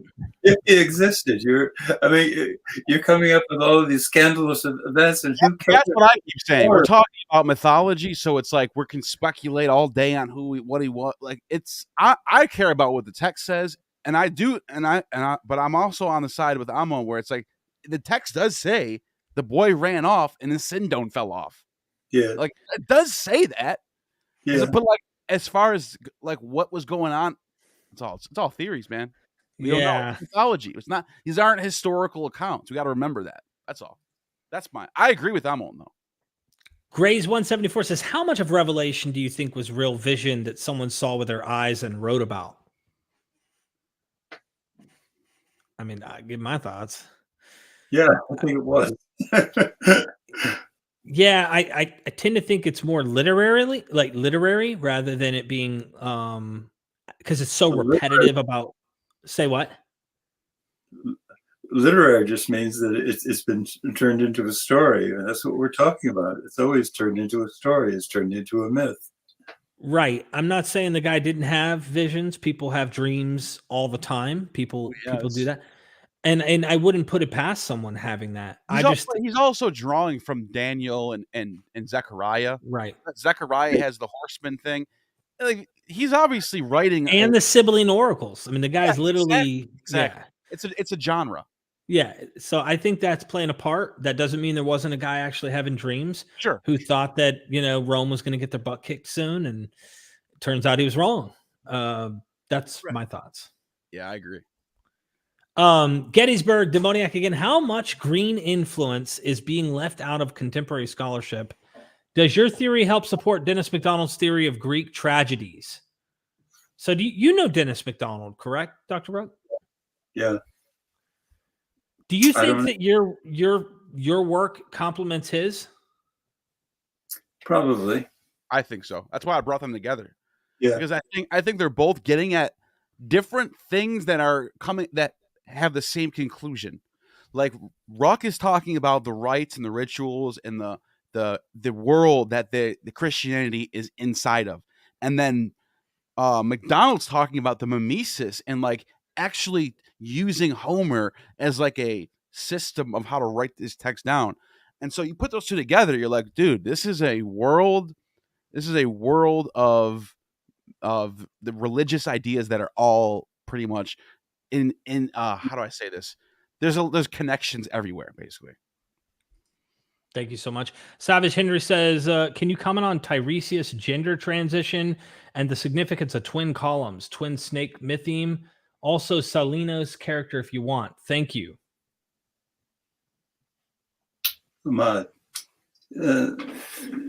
Gender transition has to do with crossing boundaries, which is characteristic of inspired vision. And so a prophet would have an ambiguous gender identity. And so Tiresias would obviously fit into this prophet category. Yes. Okay. And then Salinos, I guess, is the same. I don't know, or Aeneas is the leader of the centaurs. So he is a horse, Ithaphalic horseman. wow. Okay. But he also Good source work right there by Savage Henry. Good pulling out the sources on us. the thing about horses is that we have the metaphor of horse sense, but as a matter of fact, the horse was considered an irrational animal. In Greek, it's the allogo, the irrational thing. And that merely has to do with the fact that it's a huge animal that can be tamed, but some small, unexpected sound will spook it, and it becomes completely wild. Like a mouse too, like little mice, little. Thank you so much for that. Constellation Pegasus, I got lost somewhere. I thought Ammon was accused of demon possession and fired. So remember earlier, our friend Constellation sent in a super chat. So yes, he was accused. Okay, so Ammon, he wasn't. He was addressing the accusers of you in court and whatnot. So that's what was going on. So there's a little misunderstanding. It wasn't just the situation in general, but that your particular one. So I'll come back to that one next. But did you want to make a brief comment, or do we want to move on to the next super chat? I just want to say, when somebody talked about revelation there, everybody remember those lozenges, those trochiskoi that you break before you have the vision. Those are suppositories. So every angel's middle finger is stinky. Okay. Constellation Pegasus, studies in ancient history is actually like physics. Things about the universe are confusing because it's so far removed from human experience. The ancient line of thoughts and practices are so far removed from us, it's alien. I would say it's alien if you haven't done them.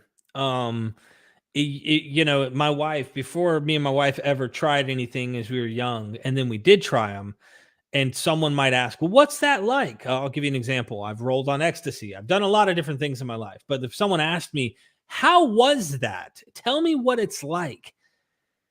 You realize then that's like trying to, break the Enigma code. I mean, language can't do justice. You can't. Certain stuff, right? I agree. Words cannot even begin. I mean, okay, so you get a warmth.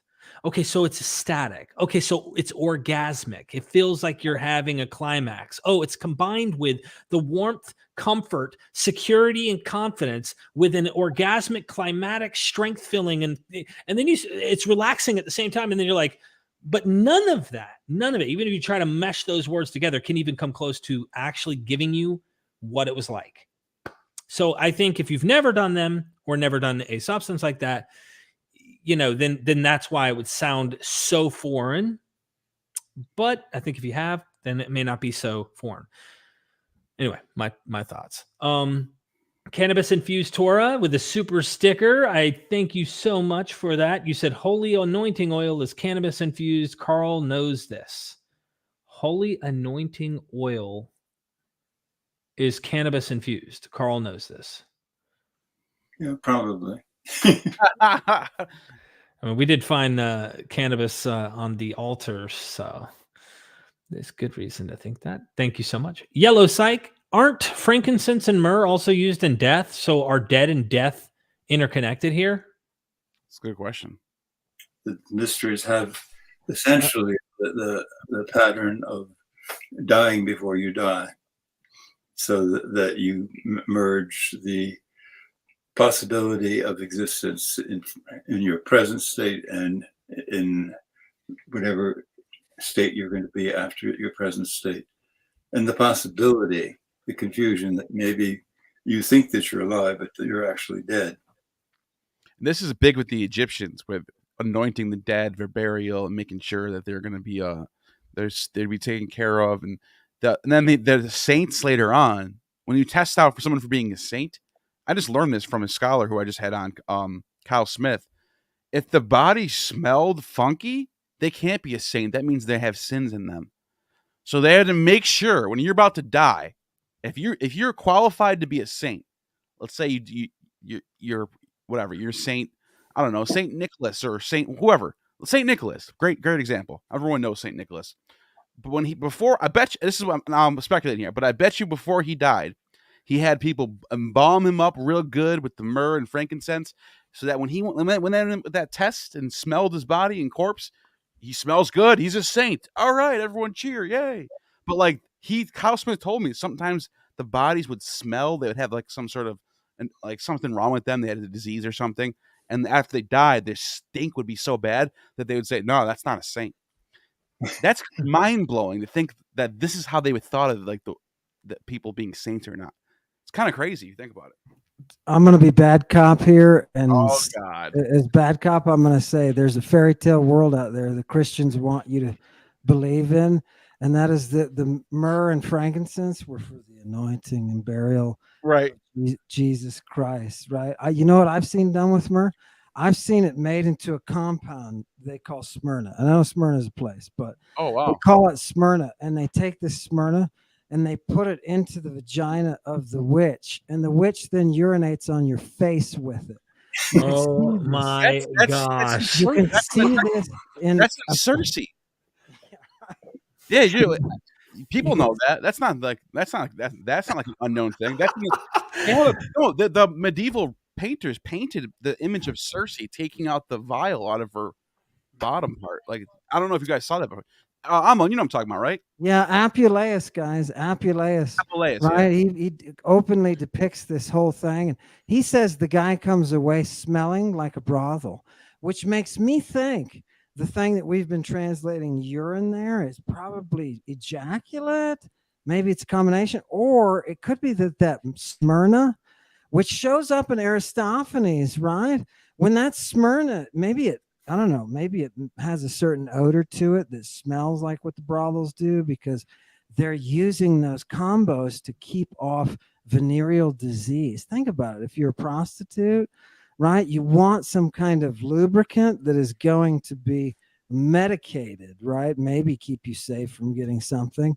And if nothing else, induce an abortion.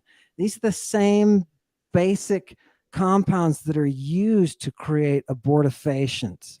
And then you can go into the cult drinking of that, right? What happens when you drink that ejaculate or abortifacient plus any fetal tissue that you get in there? All of a sudden you're drinking that blood. And haima in Greek is what we translate as blood, but you can translate it as semen. And in the Bible, you have to. When Uula and Uulaba in Ezekiel are imagining that big Egyptian guy with his big Egyptian penis. And this is in the Bible, right? This is in the Bible, right? Ezekiel. And he's there ejaculating. It says he's putting his haima on her, right? That's what that is. Yeah. This goes into, it doesn't go into the ejaculation part, but she does explain how El in the Canaanite religion is masturbating on the shore, literally the God of the Bible that ends up getting kind of replaced with the name Yahweh, because it says in Exodus 6 something like, "We did not tell your ancestors his name was Yahweh. He was known as El Shaddai or El Elyon." But Francesca Stavrakopoulou, she really nails this ancient Near Eastern corporeal deity down. I just figured I'd give her a shout out. Couple more super chats, and then I'm gonna like do a little plug in here. So former Christian says, today's video has been very enlightening, and I'd like to just say thank you for our scholars and thank you for making this content available to the masses. Well, thank you. I really appreciate the support. It helps us to do this, and this also means a lot to the panel, so we all know that what we're saying is valuable and it's helpful and it's fun. I'm enjoying. I really, every time Ammon goes to talk, I'm like, oh my gosh, what are we about to get next? And you know what's funny? a lot of this stuff, like, you might think, oh, this is way over your head. This is too much. It's too much. And yeah, for YouTube, I could see it being that way for monetization. I hope this one doesn't get demonetized. But the Greeks, the Romans, like, you go back into that material, and this is exactly how a lot of that material was, and a lot of how they were. And let me just say this: if some people, Ammon, the way you talk, sometimes you'll be throwing out sources left and right, and it could be quick. And sometimes you might, if you actually sat down with Ammon and you actually had him cite everything he's saying, it's all there. He's not just making this up. Right. I will stand by that, because I used to challenge him on this shit all the time when I first met him. Like, you're out of your mind. This is not real. And if you slow him down and go one thing at a time, it's all there. But he throws it all at you real quick. That's the thing. Yeah. Sometimes it's hard to, like, you're like, whoa, what did he just say? So, well, last super chat, or we got two more, but this one and one more, but this one's the last question one. And so my thoughts bring me straight here. Would there be a connection to the Catholic problem with sex abuse of minors? Could it be their crooked interpretation of Jesus? I don't think it has anything to do with their interpretation of Jesus. This is my thoughts. I think that they are kind of set up for failure. They have people who are working and making a lifelong vow who are frustrated, and that's why they're releasing in whatever manner possible. And it's almost like the recent debacle with Daniel Hikikachu. So I'll give you an example. Dr. Ruck may not know this, and Ammon, you may not have heard, but we have there's like an apologist in the Muslim world who's trying to debate that underage prepubescent girls should be allowed to marry, and it's like a good thing. And the reason that they're doing it is because they have found in their tradition that Muhammad married a 9-year-old. So they're trying to make him get off scot-free and say that there's nothing wrong here. He's innocent. So they're trying to also say we mimic our prophet, so we should be allowed to do the same thing. Long story short, you can see how some teaching like that, or trying to put that out there, will give any man who is driven for underage prepubescent girls to go and join that religion, because now they could go somewhere and actually do the things that is not lawful for the rest of society, or at least in the West, to do. And so I say the same thing for the Catholic Church. It is against their rules, but you got to imagine the kind of way that this is so prevalent. It's almost like there's an inside talk amongst themselves. Like, hey, if you're into boys, this is a good way to get away with it. I don't know. I mean, it's hard for me to imagine. It's so prevalent. What are your thoughts, Dr. Ruck, on why priests over and over and over have been caught doing this to young boys? You have a celibate priesthood, but celibacy does not mean that you abstain from sex. It means you can't get married. And I think you're right that the manner of life that some celibates would be confronting would be conducive to what we would consider sexual perversion. I'm on your muted. Oh, there you go. Dr. Carl Ruck invited me to Gloucester to give a talk. And at that talk, you remember, came forward a gentleman who had been abused, and he was part of that. They made a movie about him. I don't remember what his name was even. I only met him one night, but he came after my talk, and he had tears in his eyes. And I thought my research was, I was doing the academic thing, and I was trying to be honest with my sources until that night. And he came to me and he said in front of everybody, he said, I was abused. This is what he did. And I want you to know that there was something in your presentation that captured the spirit that was in his eyes completely. That's never left me. That's never left me. Is the Catholic Church, is there something about the priests that is attracting them to this? Is it just because they're celibate? I don't know, but I know that the victim, at least one victim, let me know that this same spirit is in them. is in their priesthood. So I don't know. It's a metaphysics indictment, I guess. Thank you. And then last was Bilal. Thank you so much, Bilal, for that super chat. I really appreciate it. Yeah, I seriously appreciate the panel here, everybody in the chat for hitting the like button. I want to give another plug of Dr. Ammon's Greek. If you're interested in taking some of his Greek classes, you think he's a hoot here, he's very professional. Trust me, he'll teach you the Greek. 5 stars, perfect ratings. Look at how many ratings does he got? 404. So that's a lot of people who've rated him. Top-notch Greek professor on teaching you how to understand the ancient Greek, and then you can go scour the sources like Neil has been doing. He gets obsessed with it, and I love it. And he'll bring some interesting stuff to the forefront. I'm sure that Ammon's even helped him. Me and him meet 3 times a week. We go intensive Greek. We call it the gym. We do chin-ups. Get your workout in if you want to. 3 days a week. I'm learning too. Ammon, how am I doing, by the way? Tell them. Honestly, don't lie. Tell us the truth. I want to know how bad he's doing. You got a 95 on your first exam. So that shows me that you're able to continue with basic training. And that's how the intensive course is, right? Every level you get up to, you got to pass it to get to the next. So, yeah, and I'm willing to work with people. Yeah. Well, I want everybody to know they can go and check out Ammon's website in the description. He also has a YouTube channel. So if you want to go over there to Lady Babylon, you can go subscribe to his YouTube channel. I pinned it at the top of the chat if you haven't done so. If you're watching this later, it's also in the description. And then last of all, we have, and I should have done this first, but either way, is Dr. Carl Ruck. He's a legend. How old are you, Dr. Ruck? Usually that's rude when you ask a woman, but we're a bunch of guys here, and I'm curious to know, how long have you been around on this earth? 87, almost 88. Wow. So you're getting close to apotheosis, I'm telling you. I told the guys earlier when we were hanging out before the stream, I said, he's not going to be around forever, and I want to make history and have you join us for a panel. So we needed you here, and I was going to reschedule to whenever we needed to make this happen because you're a legend, and you have a similar chapter in your life to what Ammon has in terms of the kind of scrutinies you've received for your work. Now, Ammon's been like thoroughly rejected. He was kicked out and had to go work a job that was humbling, but he's not beneath or he's not above anything to provide for his family. And so I value your scholarship. I appreciate your awareness of things, and your answers are very to the point.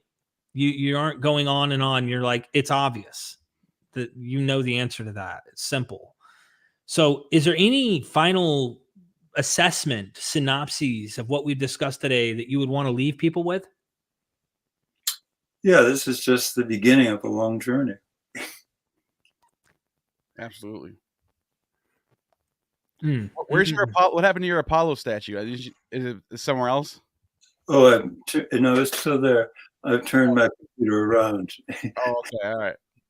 There's a wooden saint on the windowsill behind me. I will say this: the work that you put out so far is, like you said, it's just the beginning, and we have to build off of that and keep going because there's so much to learn about this ancient world, and it's all amazing stuff, and it helps us understand Christianity as well. And everybody should know how brave Carl Ruck is, that he stood against the tide, right? I watched just the tail end of it before his vindication, but it takes a special person to stand up like that. And people know when they walk up, he's very culty. When people walk up to him and meet him, they can tell that there's something different. And not only that, but his performances, I don't know, if he were a piano player, he'd be playing Liszt, right? He pushes in a way that is gorgeous. And I revere you, Dr. Ruck. I revere you, not for being a Boston professor, not for being a Harvard graduate, but for being somebody who refused to give in when the pressure was not to study this area, not to talk about it. You pioneered it, and for that, sir, it's been an extreme honor for me to know you, and I just want to thank you for all the times that you've that you've allowed us to engage in conversation. I thank you. Thank you, Ammon. Neil, any words from you, Neil? I'm just glad to be in the presence of a legend, Dr. Ruck. I love your stuff. I read your books, and I'm happy to be here and be able to, help have this conversation. Same here. Quite lucky to have come across you and to give your time to us like you have. And for those who are interested in diving deeper, you've written several books.